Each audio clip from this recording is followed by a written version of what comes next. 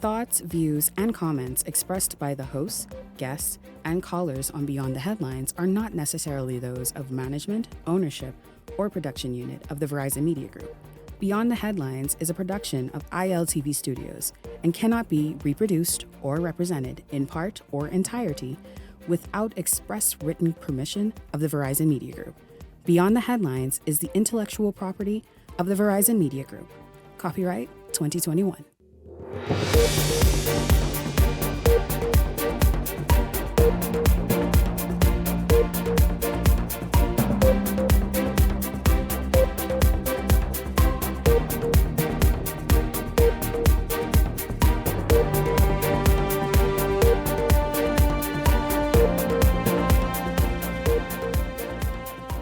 Coming up tonight, several police incidents, including shootings this weekend. One left an American pipe worker dead. The U.S. Embassy is now involved. Also tonight, take a look at this video. Don't you touch me. You choking me. I touching you? I touching you? Yeah. You have a problem, people? You have a problem? Hey, relax. Let's relax. Let's relax. You have a problem? Ow. Sorry. Look at I was saying here. He caused this. He do this himself. Tell him stop. It's gone viral. In fact, that video, you'll see more of it coming up tonight. A woman appearing to be resisting arrest in the middle of a struggle with police. We have the latest for you. A war of words in Parliament today. Once again, fraudulent passports, the topic. And later tonight, a princess, part of a fact-finding mission in the Bahamas to introduce large-scale farming to Bahamians.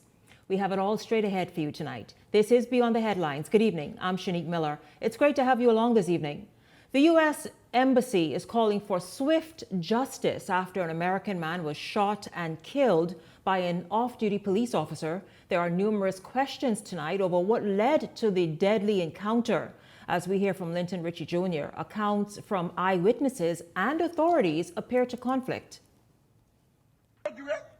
Don't you touch me. You choking me. He had to turn the vehicle to leave. The officer, I guess, felt as though the truck was heading towards him.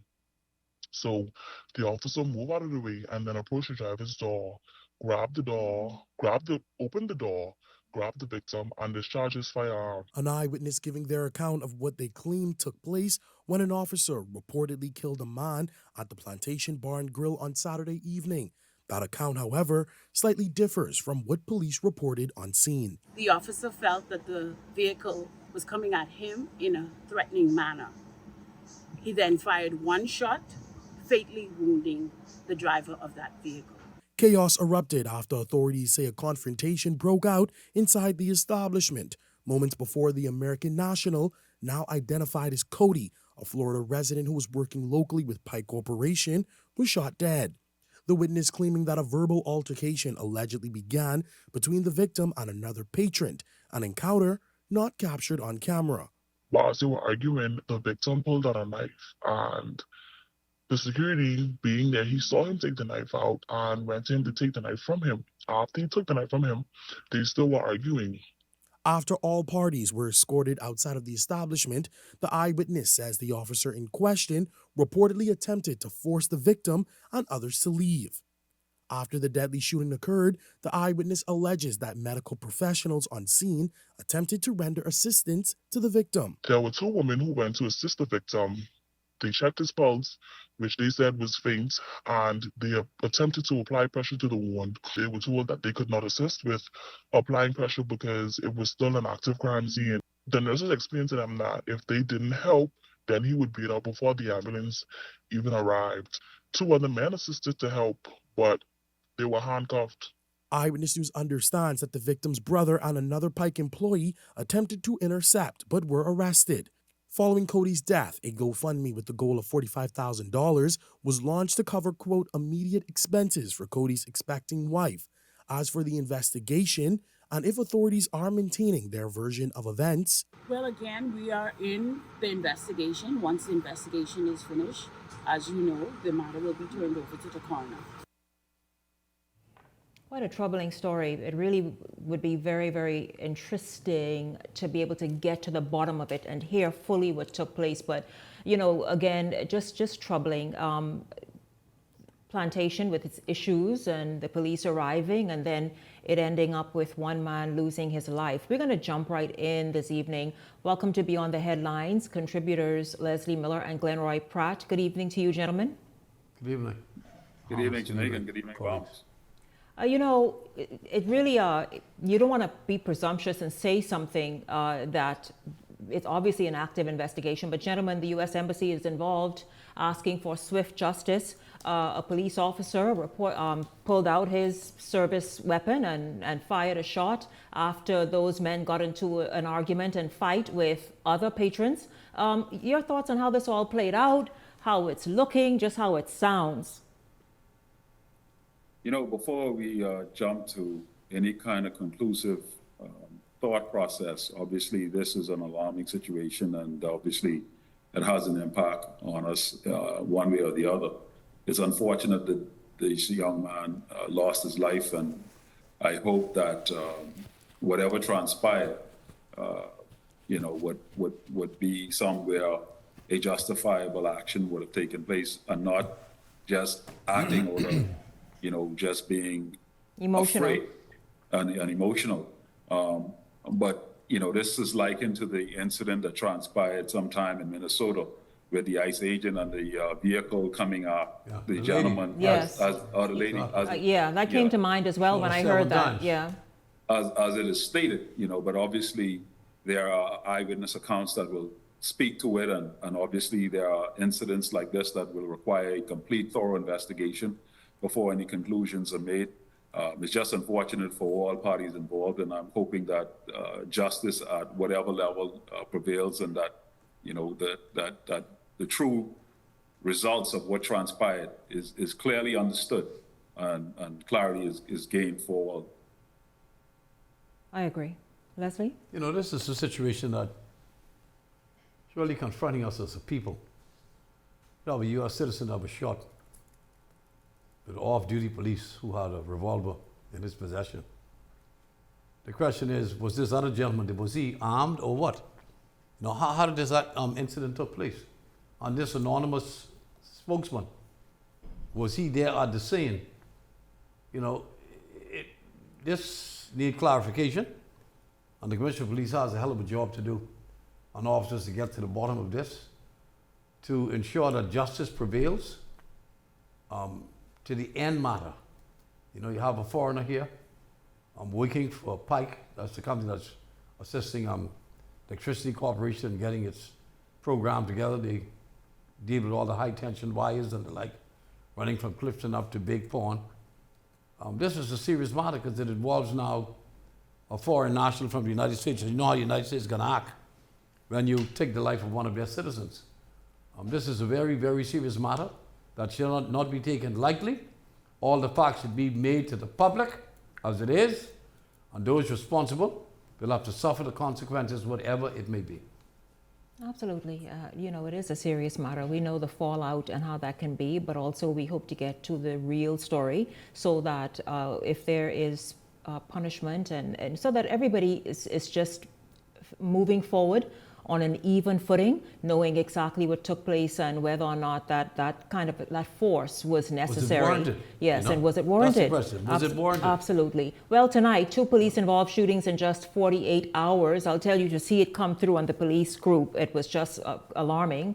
Raising new questions tonight about the use of force and public trust in law enforcement. Rebecca Bain has the story.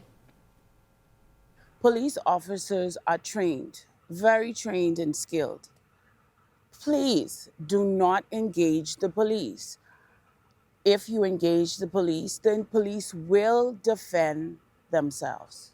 Police Press Liaison Sharia King speaking to the actions of officers following the second police-involved killing in just 2 days.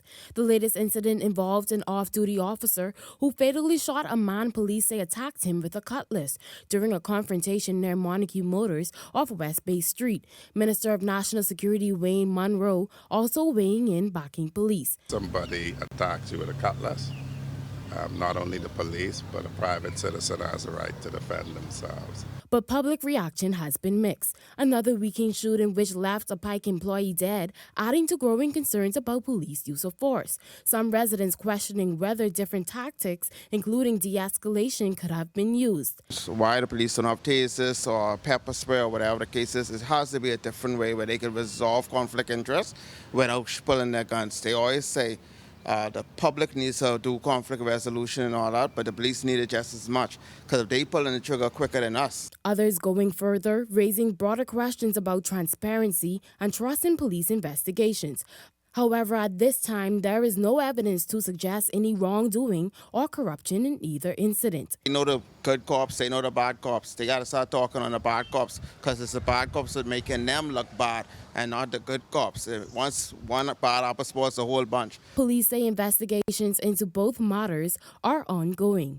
Rebecca Bain, Eyewitness News. What's the other one? Leslie and Glenroy, certainly, of course, again, another shooting. This incident happened in the Montague area, where reportedly the police, someone charged at the police with a cutlass. And I know that report raised questions about de-escalating. I doubt you could de-escalate an issue when people are angry, whether they be male or female, where they are angry and charging at you. Yes, a police, you expect them to be a bit more measured, but also we do not want to get to the place where we're losing Glenroy and Leslie, where we are losing the regard for law enforcement, for that uniform. And yes, weed out the bad apples, but I also feel as though we do not want to get to the place where it's kind of, you go charge at the police and or disregard them, or disregard an authority given on a scene.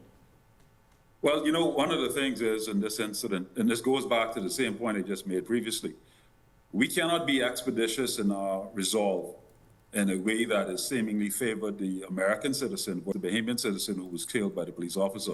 Yeah. And in both instances, it requires a complete, thorough investigation before any conclusive statements are being made.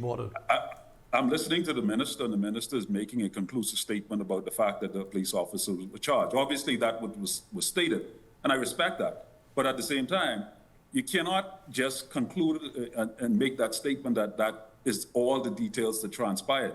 And I'm not trying to show any shade at the officer, because anybody who is in fear of their life will respond probably in kind. But this is going to be a very interesting case study in terms of how this incident is handled versus how the other incident is handled, based on who is being involved. And that is why equitable distribution of justice needs to be at play here. And that is why we cannot show partiality when it comes to justice in this country. Everybody should be treated equally. And I expect that the process is done thoroughly, and that whatever result comes to fore, that the Bahamian people have clarity and understand every decision that was made and whatever charges are brought forth. Very true, Glenroy. We are tired, Leslie, of seeing, for example, any foreigner on this land, on this soil, sometimes just flown off and flown away and not ever go through the judicial system. You know, it's going to be interesting to see what happens in that incident. I don't know. I mean, if someone comes after you with a cutlass, as the minister said, you have the right to defend yourself.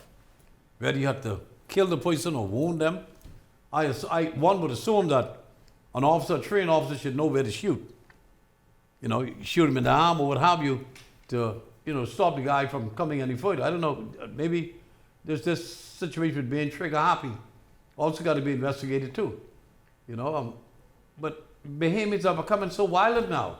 Angry, and most of them on grass or drugs.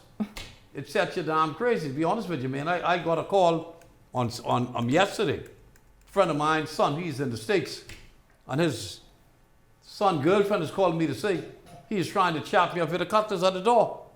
Young fella about 22 years old. You know, you want to go there and punch him out for being so stupid, you know? And this is a normal thing now. It has to stop.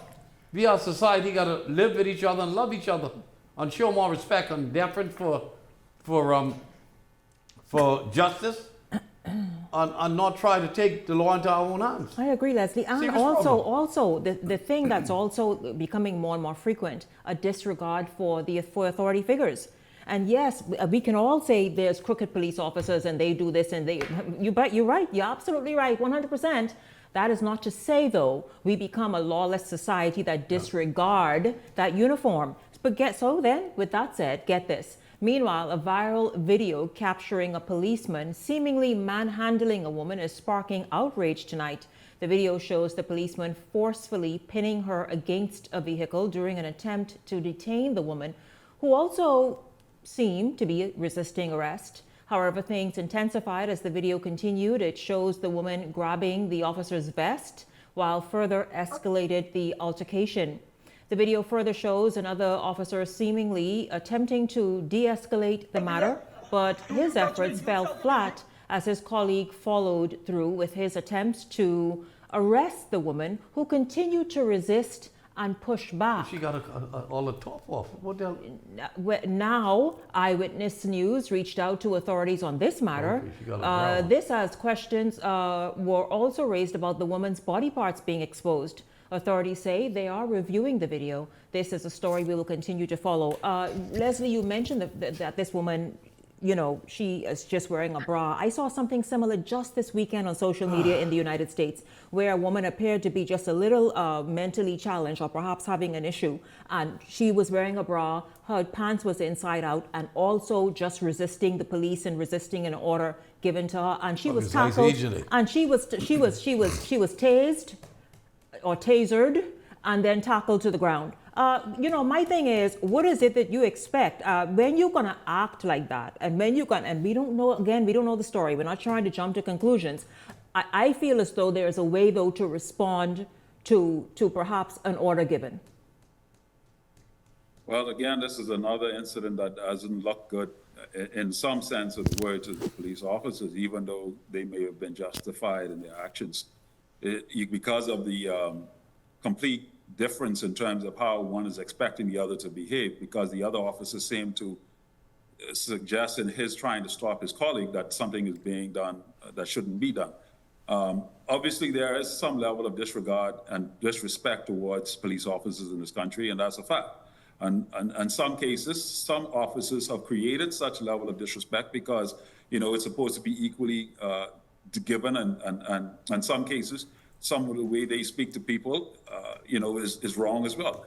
But in these instances, though, it's never good to have a situation like that, especially when you have so many people in that arena who were surrounding the situation that could have impacted any one of them, whereas that could have escalated to a point where gunshots were fired and more people injured. It's just unfortunate that this has happened, but it's also going to be a case study in how best to police these situations, how to possibly just de-escalate them, and to bring about better resolve in terms of how we are handling arrests that are needing to be made.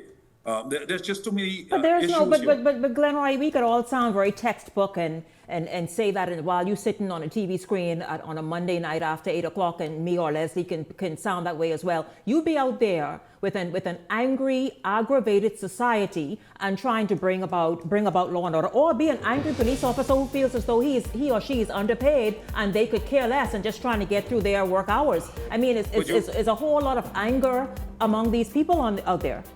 Agreed, and it's on both sides. Anger is frustration levels in this country is on all levels, right? But as a police officer, you don't have the luxury of being angry and enforcing that anger on other people. You have the responsibility of being decent and your approach to how you handle a fellow citizen. Now, when that fellow citizen gets out of control, you have certain mechanisms and approaches that you can employ to ensure that they can govern themselves. But when it comes to situations that a man is handling a woman in such a way, it kind of creates some, you know, situations that isn't going to be What favorable. if that woman, Leslie, what if that woman is pushing back and fighting on a man? We say a woman and she's a lady, but what? I think the whole country is in dire need of a social reset. You know, there's anger all around. I don't see why you need two men to take down a woman. She was a big woman. But the police should be able to handle a woman by himself. You know, it's just frustrating. And look at the message it sends to kids out there, to younger kids, who's going to now attempt to do the same thing that they're doing. And then they're not going to have no respect for law and order. Yes. It's just a societal problem that we need to be concerned about and correct. No, this is creeping up all too often. We cannot. In every spectrum of society. Yeah, it is. It is all showing over. all too often. You know? cannot. And again, that's not to say, listen, Bahamian public, I'm not defending the silly officers out there. We know we got some of them, like a whole little bunch, right? But again, we cannot have a society that continues to I guess, present itself where we have a disregard for law and order. That uniform should stand for something. Or the badge should stand for something. Whatever happened to the guy who was asking the tourists for the money? We ain't hear nothing but that case. Yeah, exactly. Come on. Yes, What happened there? Commissioner of Police, where's the man who was begging, telling the police that, Huh? listen, Come on, man. give me a little something and I'm going to let you go. Okay, we need an update. Nothing. We need an update. Where is that officer today, and what is the investigation reveal, and what is his punishment? That's what we want to know. Yeah, we actually want to know that. Leslie, excellent, Leslie. Yes, Glenroy? Yeah, and that is one of the reasons why you have to have swift justice when it comes to police officers who are not behaving in the way and the manner that they should. Integrity is at the forefront of a police officer's behavior.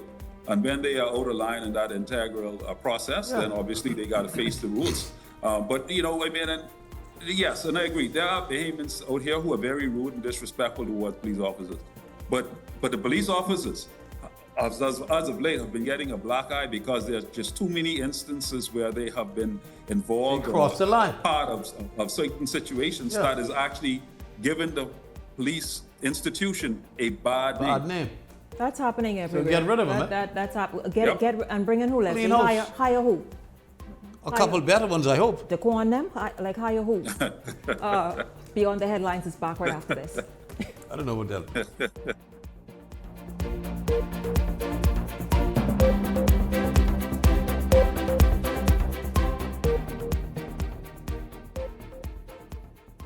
Hey, it's your boy Charlie Bahama here at Superwash, Superwash's newest spokesmodel. And I'm here to tell you about Superwash's large capacity washers and dryers for all your big loads. I know I see that Charlie Banana coming here just now. Luckily, it's also big enough for me to hide it. I thought he was right over here where these large capacity washer and dryers is. They're big enough now to handle your big loads, you know. Yeah, like your comfort on your blanket. But just look at us. Somebody forget to turn on the dryer. Oh, stop!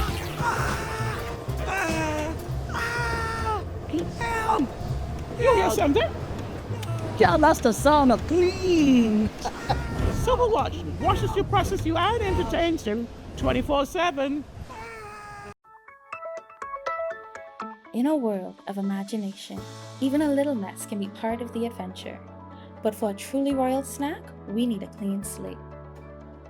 A few drops of Penalin dish liquid makes even dried-on paint disappear like magic.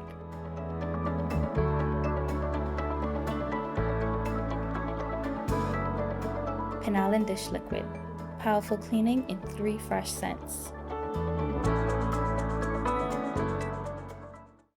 My name is Charles Wesley Rowe. My organic farm is Nice Layers Organic Farm. I have 230 birds up here.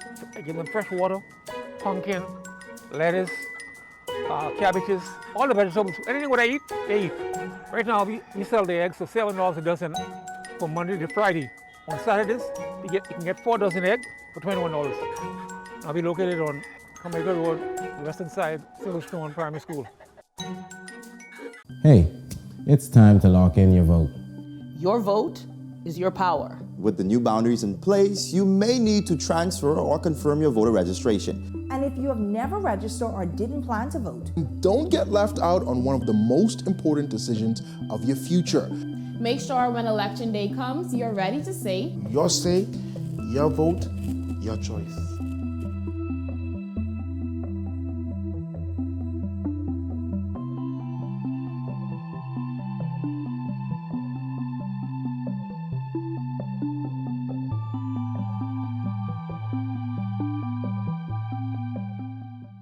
Play for fun, not for funds. In the Bahamas, we play hard, but we live smart. We love a little competition. A little excitement, a little thrill. And at Idle Luck, gaming is all about entertainment. Shared moments, celebrating the wins, and enjoying the experience. The key is simple. Play for fun, not for funds. When you set a budget before you start, and know your limits, you stay in control. And when you're in control, the game stays what it's meant to be. Fun. So play for fun, not for funds. Must be 18 and over. Island Luck reminds you that it's only a game, so please game responsibly. This segment is brought to you by EV Motors Fleet Sales Division. For 2026 commercial vehicles, call 821-2403 today.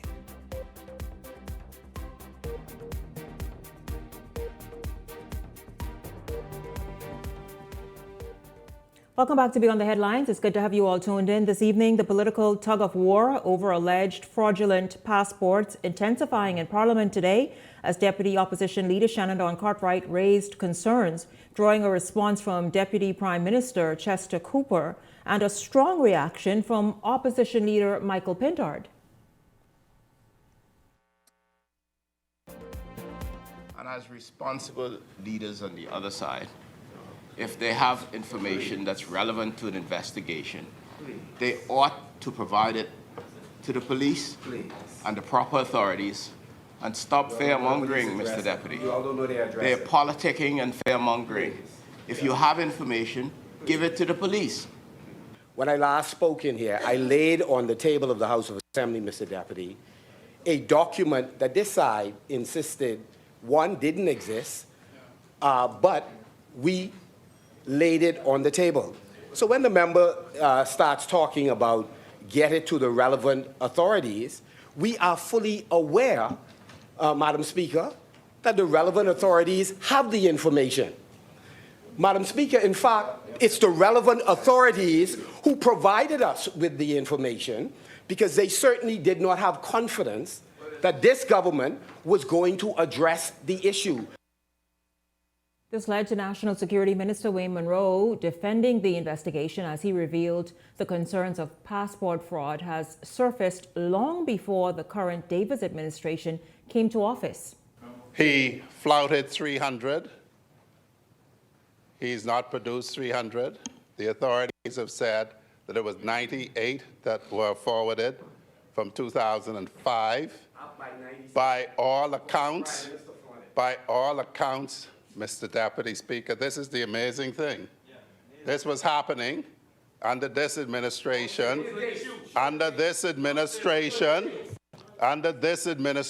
Mr. Deputy Speaker, it is being addressed. How many were addressed under the administration in which the member for Marco City was a cabinet minister? The current candidate, Mr. Deputy Speaker, who I believe is running in South Beach, had responsibility over the passport office, and they came up with 0. And most of the 98 being investigated passed through that time. Leslie and Glenroy, is this going to be that one issue that's going to just ride straight through to Election Day? Here's the kicker. I remember a few days ago and a few weeks ago, the government stated that there was no issue. But now we have 98 cases being investigated. When was this 98 cases being investigated? When they were stating that there was no issue? And that is where suspicion comes into play. If you're going to be able to get trust from the Bahamian people, you must be able to be consistent in what you're communicating. And therefore now with this fact of 98 being discussed, it now creates a level of suspicion. But not only with the level of 98, one just needs to look around this country again, and I make mention of the fact that you see a large influx of individuals who are seemingly riding our streets, walking about, and seemingly have access. And where have they got their papers from? Like who, Glenroy? Name some nationalities. Name them, Glenroy. Like who? You don't see them walking around. The nationalities. We can see them. Who, Glenroy? Glenroy, like who? Tell me. Who? Filipinos? Who? Haitian, Jamaican, who? We see Haitians, we see Jamaicans, we see Africans, we see a whole plethora of individuals. More than usual? More than usual. Leslie, have you seen more than usual? Yes. Yes, Leslie. Yes, in the last several years, more than usual. And does that mean that everybody is here illegal? No. But what it means is that there needs to be some investigative process. If we have been finding a few individuals with passports that have had a registration in their possession, a voter's registration card in their possession, one would believe that there have to be much more if you can get 2 or 3 that slip through the cracks that we know about. And is the government not giving us the information? And that's, with this fact of being double-tongued in how we are demonstrating or presenting the information, there was nothing to be seen here. And then now there's 98 cases, then it creates suspicion and it needs to be investigated. And that is what is being asked for. I'm not sure that is correct. I've never heard the government indicate that there was no issue on fraudulent passports. They say they had investigations being done. It said that a few people went before the courts for what was done. I think in the minds of many Bahamians, and I'm out there every day, there's an alarming concern about the amount of foreigners in this country.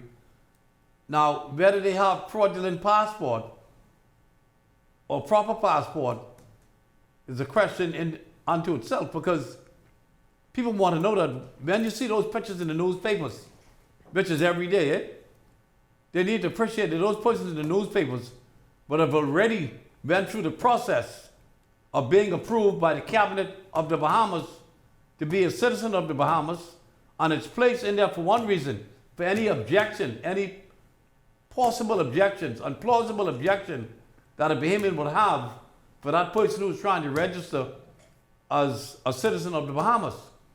I'm with you all the way that I believe there are a hell of a lot more of them that have fraudulent passports. And I'm telling you, if we continue on this trend, come election day, there's going to be hell out there at those booths.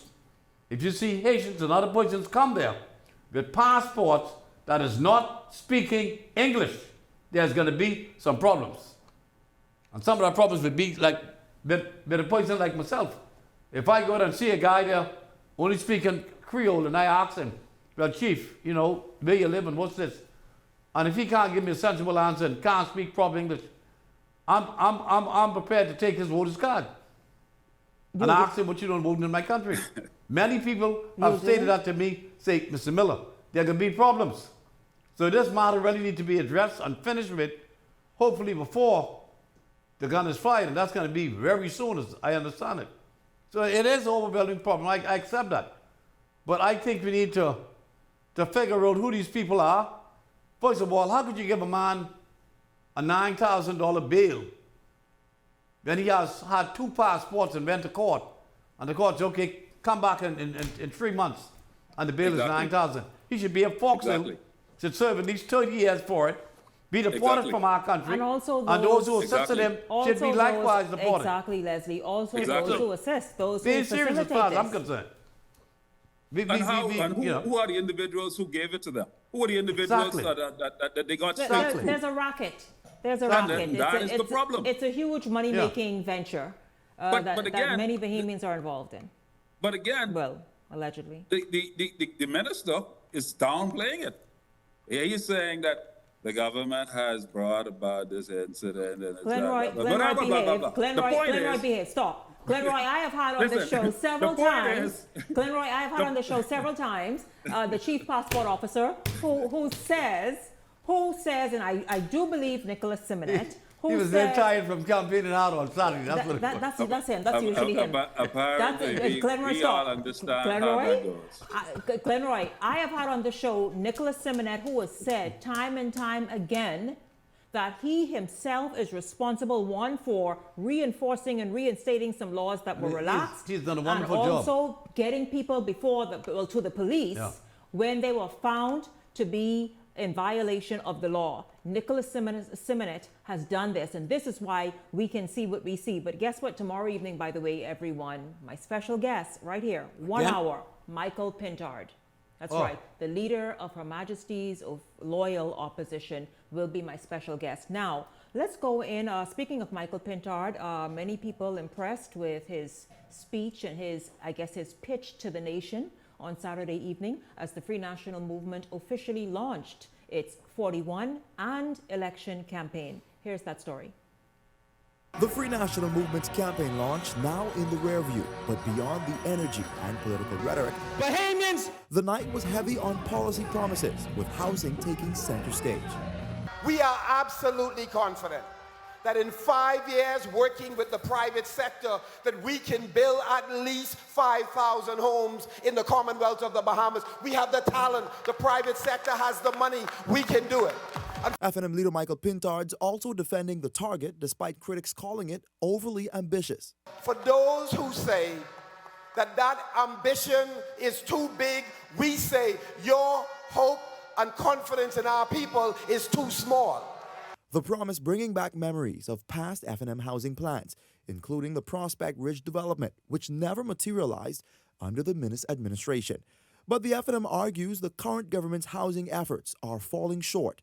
The Davis administration, however, pointing to active projects, including Vince Pin Meadows, where dozens of homes are nearing completion, along with ongoing work in Renaissance and Pinecrest.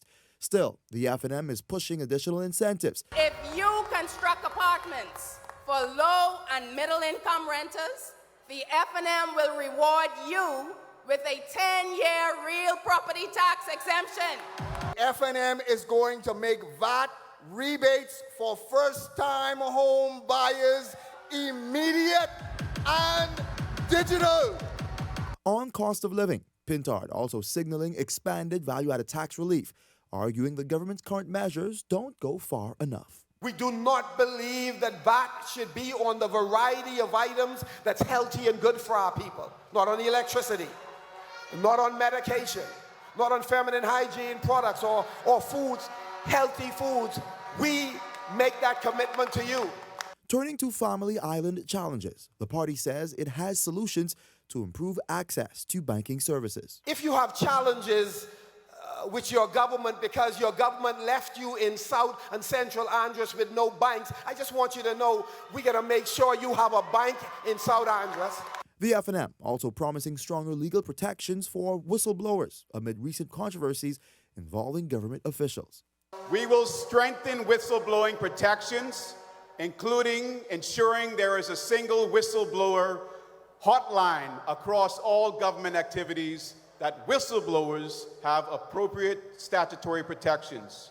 And in a direct message to his team, Pintard warns that corruption will not be tolerated. If any one of our colleagues decide that there is a cookie jar or two that they wish to put their hands in, I can't protect you. I ain't interested in protecting you. Meanwhile, the governing Progressive Liberal Party maintains its focus on continuity, saying it will build on what it calls progress made since taking office. Jose Etienne, Eyewitness News. Well, you heard Pintard there hitting at many and addressing really many issues that are very important to so many Bahamians, not just here in the capital. I mean, among them, you all heard the final thing he said, he will not tolerate corruption. But he's involved in corruption. Glenroy, your response, he talked about housing, 5,000 in one term. He talked about taking banking back into places like South Andros and I imagine the Southern Bahamas and other places, and many other areas and issues he addressed as well and touched on. Janique, did you notice that a lot of those statements were being made without any notes following? They were speaking directly from his heart and from what his passion was in terms of where he wants to see the country go. Isn't that amazing? The reality is that I would say the PLP has done a good job as it relates so far in terms of providing homes for Bahamians, because anytime Bahamians gets homes, that's a wonderful thing. And I hope that they are able to sustain them over a period of time and not be in situations where they're not paying the bills over a long-term period.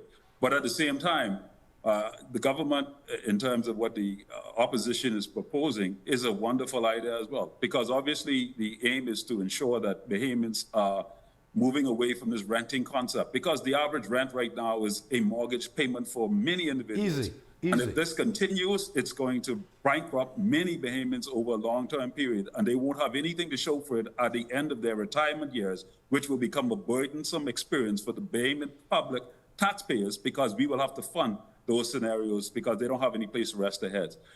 When you look at the proposed ideas that the opposition has come with, obviously they seem to be very organized and very strengthened by their resolve.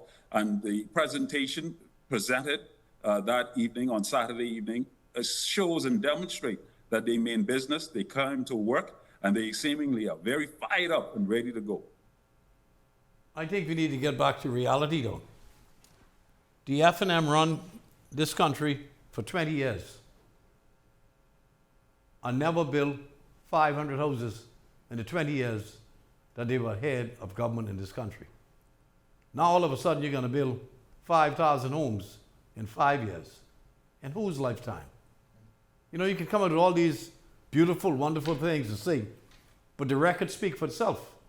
You talk about agriculture, that you wanted to diversify and expand the base. You never yet mentioned light industries and import substitution entities that is needed so desperately to diversify our base, enable Bahamians to get involved in the domestic economy. We speak of all of these ideas that are floating out there.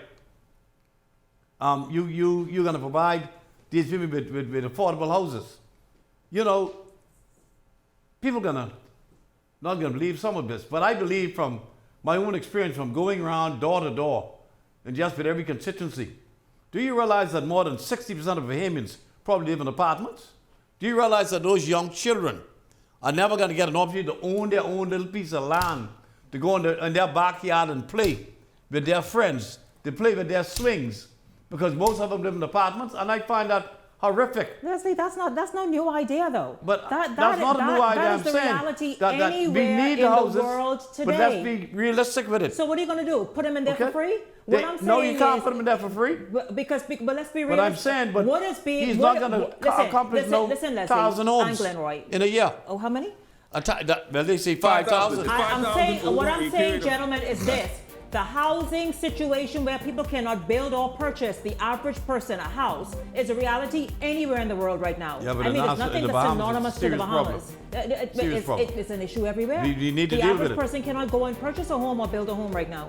You understand? And so what do you want to do? You have to find a way to make them homeowners. The system as best we can. How are you going to make them homeowners? You got a system.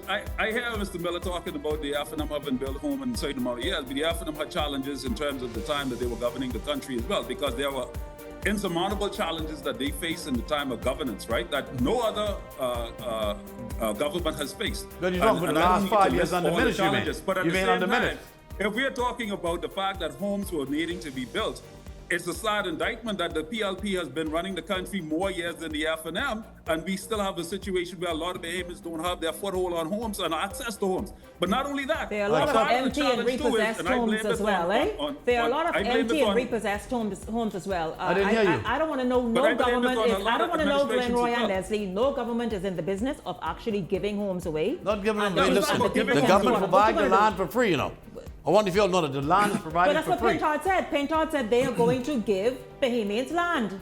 That's what he says. That's a part of what. That's a part of the his PLP vision. government started in 1968 with Yellow Elder. That was the first one. But they need to build on it. So the PLP needs to build on it because Michael Pintard says what his administration. But the current minister is doing a hell of a job at building now. What his administration will do is give Bahamians land. Listen, we could go on and on and on. Once again, tomorrow evening, right here, 8 o'clock, Michael Pintard, leader of the Free National Movement, will join me right here on Beyond the Headlines. Tune in for that, and we will go further into this discussion and a whole lot more. Don't go anywhere, because when we come back, speaking of what else the nation needs, food security. But we speak with we speak with the princess and also a doctor from Nigeria about exactly what their plans are and their fact-finding mission here in the Bahamas.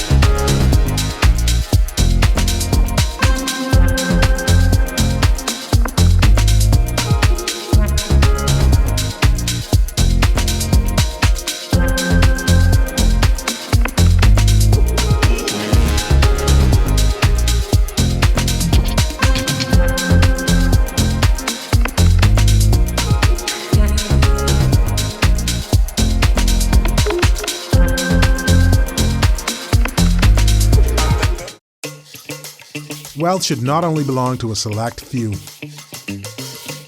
At InvestStar, we believe the door should be open to everyone. We provide options for planning a better future.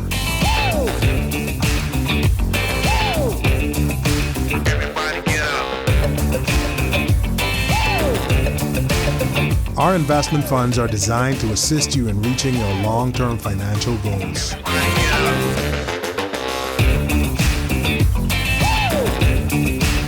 Let us show you how.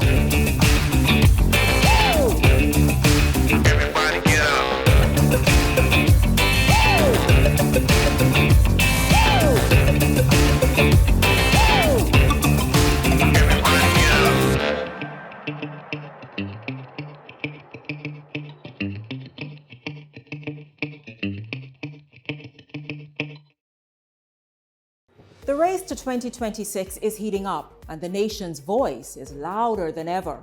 Here on Beyond the Headlines, we're checking the mood, the momentum, and the message of the people. I'm Shanique Miller. Each week, we're taking the temperature of the electorate to see what's really driving the nation. Who's connecting? Who's cooling off?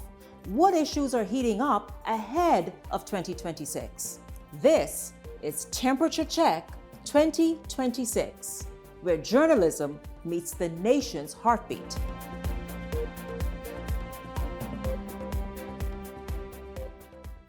So you want a space,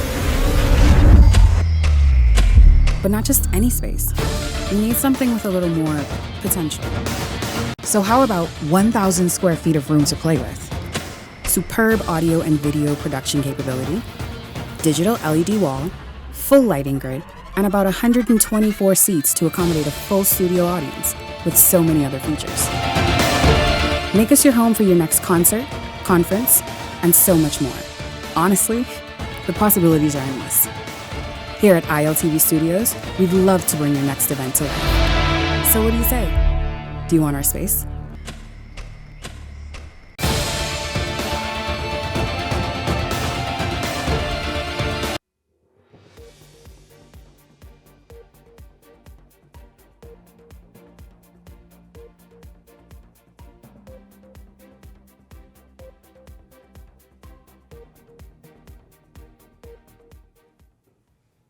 Well, a lot has been made about the fact that the region is vulnerable when it comes to food security, and including the Bahamas as well.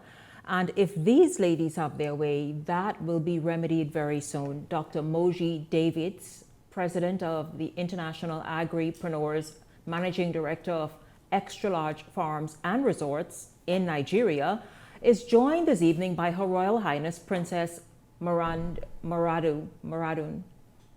And the princess is based in the United Kingdom. Now, the Extra Large Farm Group is on a fact-finding mission here in the Bahamas, and they are special guests of the CEO Network to explore the idea of large-scale farming in the Bahamas. And you all know this is not a new idea for us, because so many ministers of agriculture have been trying to sort through this themselves. Now, Extra Large Farms is a global entity. They supply products and produce and supplies throughout Europe, Canada, and the United States. And so they certainly know a thing or two about large-scale farming and addressing food security. And so good evening to you, Princess and Dr. Davids. Welcome to Beyond the Headlines. It's good to have you both here. Thank you so much. Good evening, ma'am. Good evening, viewers. I bring you high royal salutations and greetings from the palaces of my grandfather in Remo Kingdom, where I hail from. That's in Ogun State, southwestern Nigeria. And the name is Her Royal Highness Princess Maradun Adidun Ishola. A bit of a mouthful, but I was trying, when the aide came and told me, I was like, what can I call her? And so even that, I messed that one up. I do apologize for messing up your first name. But it's good to have you here. Good evening. And good evening to you, Dr. Davids. Yeah, good evening. Greetings from Nigeria. It's good to have you both here. Now, before we begin, of course, you ladies have a global mission, and you've brought that here. That global mission is strengthening economies through, of course, food security. Roll the TP, please, D'Angelo. Roll the TP. strengthening economies through food security, wellness, as well as wealth creation, something that boosts economies and has been proven to do so, whether it's Nigeria or anywhere else. Let's just talk about when it comes to food security, and of course here in the Bahamas, we have a huge import bill, about $1 billion really. What kind of, so you heard, huh? What kind of impact would extra large farms and resorts kind of make on a nation like the Bahamas, where we import more than 90% of what we consume? Can I just give a very quick background so that you'll have a better understanding of why we're even here? We could have been elsewhere, but why Bahamas? I have been coming to Bahamas for about 35 years now. First by the invitation of the late Dr. Miles Monroe, and that's how I was able to meet Dr. Debbie Bartlett, who herself and myself became business partners in the past years. And in my coming, I've always wondered, apart from tourism, you know, and Bahamas being that destination for cruise, holidays, weddings, etc., and just general vacation, what else is there, you know, in Bahamas, such a beautiful place? And I began to understand that there's a lot of importation of food. Yes. And I'm wondering, why would there be importation of food? Because if we go way back in time, this was a place where food was planted, harvested, and exported, shipped out. And exported, yeah. So for me, it was a bit of a, you know, like a big series of question marks. And I began to talk to, you know, Dr. Debbie Bartlett and various other people that I've become acquainted to here. And I realized, just as you said, that it is a problem and a situation that needs to be addressed. Now, Dr. Muji Davies and her husband, they set up the Extra Large Farm and Resort in Nigeria about 18 years ago. So they have 14 large farms across Nigeria, one in neighboring Benin Republic, and another one in the other side of Nigeria, which is neighboring Cameroon. So making 16 farms in all. And they just don't like plant and harvest. They process, package, ready for stores. And it's purely... And they do that across nations. Across Nigeria, we have 14 farms. Mm-hmm. And then there's a country, Nigeria is in between Benin Republic and Cameroon. So there's a farm in Benin Republic. There's another extra large farm in Cameroon. So all in all, that's 16 farms of different crops, from palm to corn to beans to vegetables. The list goes on.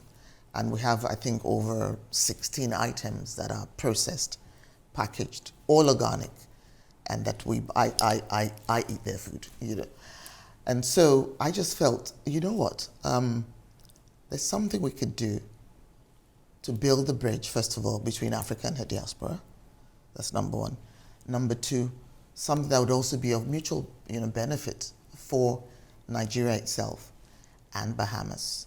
And history also lets me know, because my background is also broadcast journalism, and I found out years ago that there's a large number of Bahamians with Nigerian ancestry, particularly Yoruba ancestry. So it was a personal thing for me. Mm-hmm.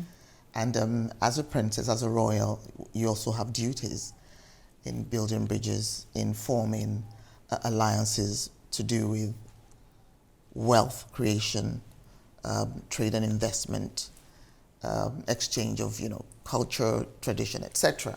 So that's before we exactly, and so you've teamed up with. Yes, so I'm a part of CEO Network, yes. And then I thought I should invite my dear sister, Dr. Muji Davies. And which is great, Dr. Davies, because we want to hear exactly, you all are here, you've come to the Bahamas for a fact-finding mission. Yes. And what is it that you're hoping to find out, and exactly how will you begin even building this out just by what you see initially?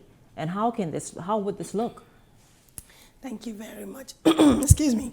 They say only a fool doubts proofs. So when you have proof, You can carry it anywhere in the world. If it's working somewhere, it can definitely work in another place. And like my Royal Highness has said, we have found a connection between Nigeria and the Bahamas because we believe that you are people. As a matter of fact, you look so much like a lot of people, you know, back home. So this is what we've been doing for 18 years. We found a solution, you know, to food security by awakening the interest of the people. That's the first thing. Because just like it is in Africa, it's also playing here in the Bahamas. Agriculture is forgotten because of technology and IT. You know, a lot of young folks today just want to be the tech guys. Nobody wants to be the farmer. And the moment you mention farming... But the farmer is needed. The farmer is needed. In every society. The farmer is needed. Nobody wants to be seen as the farmer. So first we have to create the awakening and let people be proud of farming. As we begin to do some reorientation about farming, I'm proud to be a farmer. I would not want to be addressed as anything else but farmer, you know. And then we begin to set up both small-scale and large-scale farms all across the Caribbean, you understand? And we will achieve this by working closely with the young ones and the women. So it's in schools, for example, and making it a part of curriculum to say, listen, here's an option and a viable option that you create your own way and not necessarily depend on the traditional industries that are oversaturated in many instances. Thank you very much. And then the farms that are already in existence here, how can we partner with them to make them more visible and more approachable, where children, even from the schools, can be to the farms on excursion? Is one of the things that we do in Nigeria. We open our farms for the children to come for the excursions, and you discover when they come in, we ask, oh, would you want to be a farmer? They said no. But by the time we take them around and they see a lot of things, beautiful things, you see how your food is being produced. We make you to be part of it. And by the time they are leaving, we're asking them, would you want to be a farmer? Everybody says yes. So we have to start with that. Let the young people So it's a indoctrination. Thank you very much. Of understanding that here's an industry that nobody's going to really be fighting you to compete with you, and you are performing and giving a valuable service that possibly can also service other nations. Yes. Imagine if we have just 50,000 active farmers in the Bahamas. What do you think will happen? We certainly, well, the food import bill would be cut in half. That's the first thing. I was in a store and today. we'll be healthier. Think about it, because wellness is also a part of what it is that this whole wonderful collaboration will do. So you will eat natural, you will eat from your home and where it's best. Exactly, it's coming right from the ground and organic. And you don't need to do so much. One of the things we want to teach here is soilless farming, you know, and even sack farming. You know. Farming also in temperature containers, different type of technologies that will aid people. That you can even start from a very small parcel of land and then begin to grow. If you started on a small parcel of land, your encouragement will come when you begin to see your process.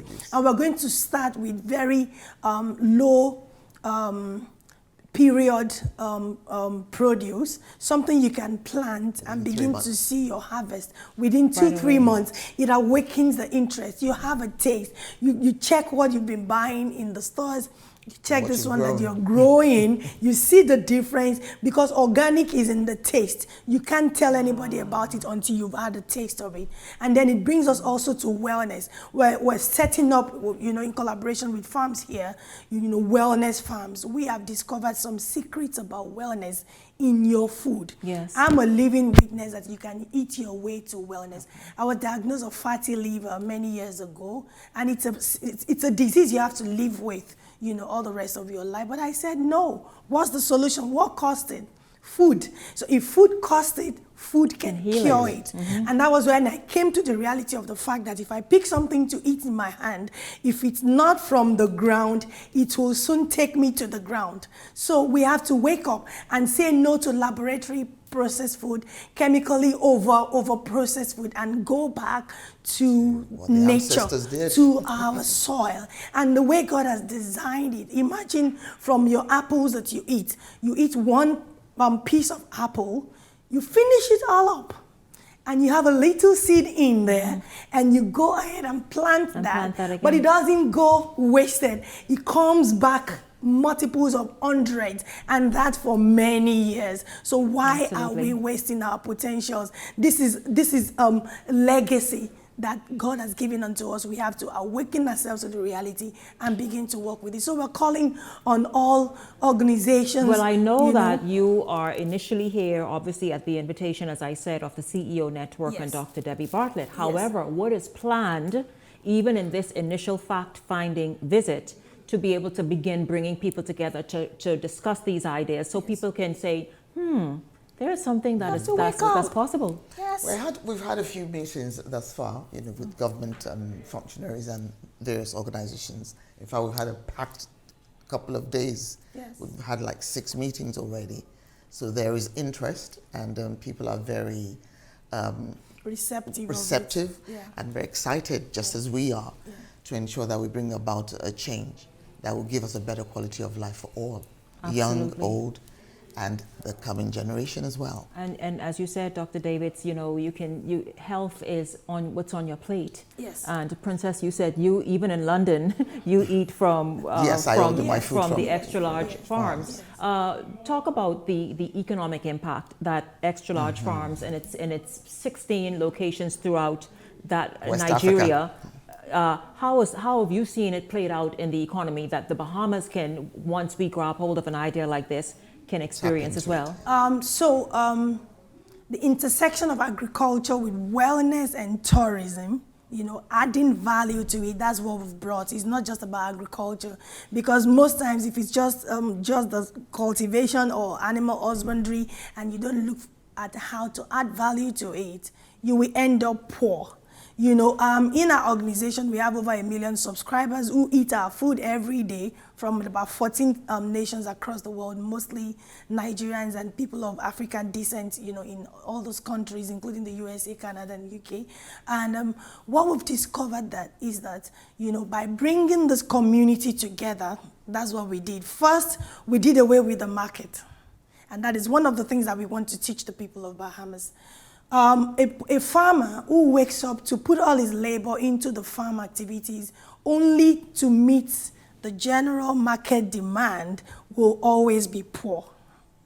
But when a farmer wakes up to go into his farming activities, having the mindset of adding value into whatever he has done and service the need of a community that understands what he's doing, those are the things we want to bring. So you add value, you also work with a community. So we are building a community of people who have respect for organic food, who believe in the fact that you can eat and be well, that there is a relationship between your food and your health.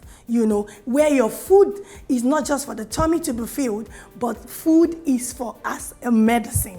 You understand? So whatever you're producing, they understand that this is not just food, this is life.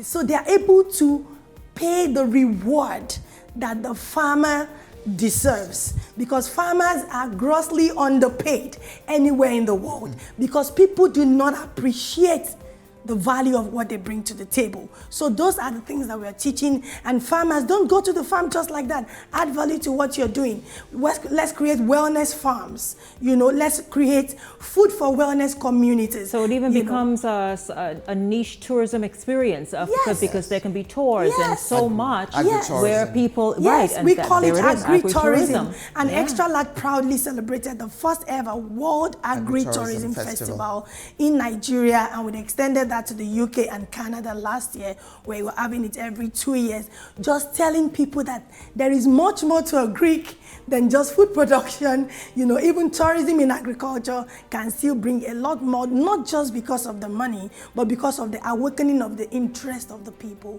to see everybody live a better life and create wealth, transgenerational wealth through agribusiness.